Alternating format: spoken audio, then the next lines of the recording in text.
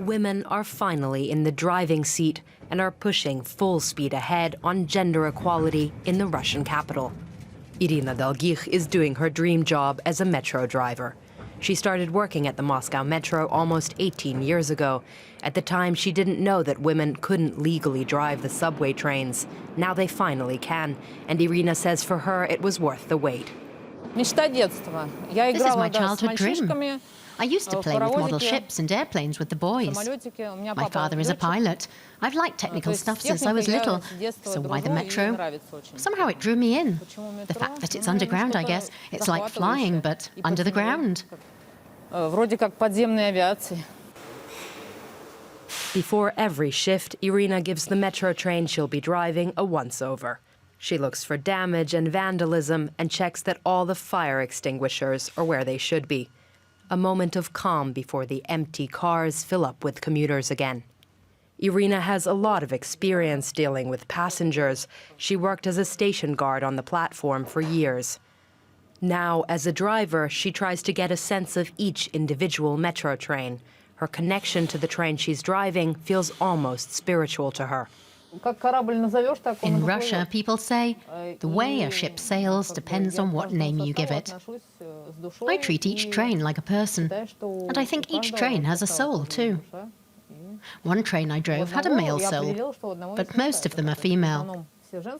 The feeling of driving the metro is like pure happiness. I'm happy when I'm driving. Irina is proud to be one of the first 12 female metro drivers. After all, the Moscow subway is legendary. Its construction began in the 1930s.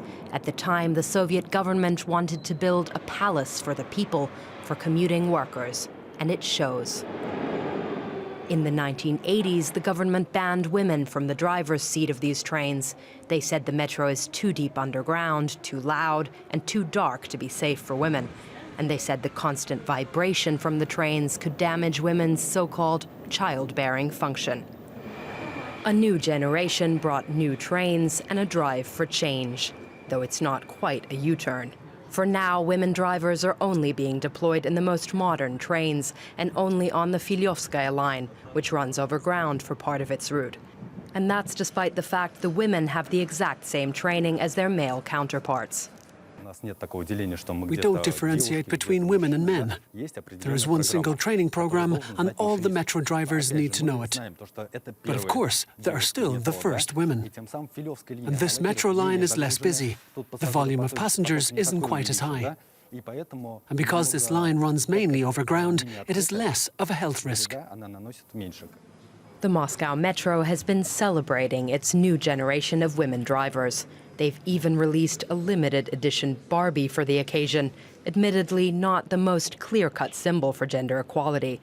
There are advertisements for the dolls in the subway itself. "You can be who you want to be" is the slogan. But for women in Russia, that's still not quite true.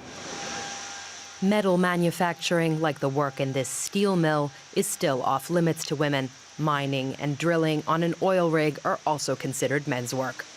100 jobs are still banned for women.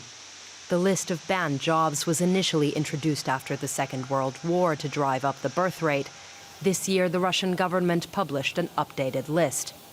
But lawmakers in the country are still driven by traditional family values and deep-seated patriarchal attitudes.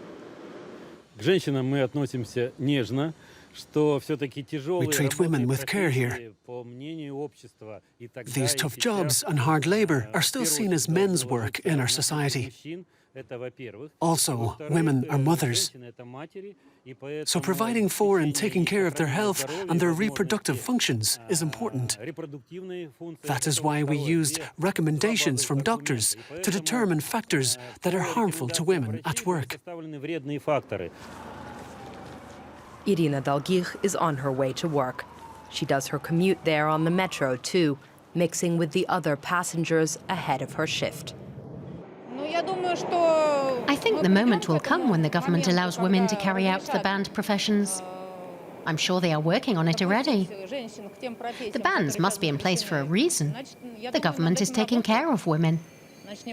I would tell other women to keep believing. and keep hoping. Then their dream will come true too. No matter who you want to become, everything is possible. Irina already has her dream job, and the next group of women will start training to become drivers soon. But outside of these metro tunnels, gender equality is still a long way away.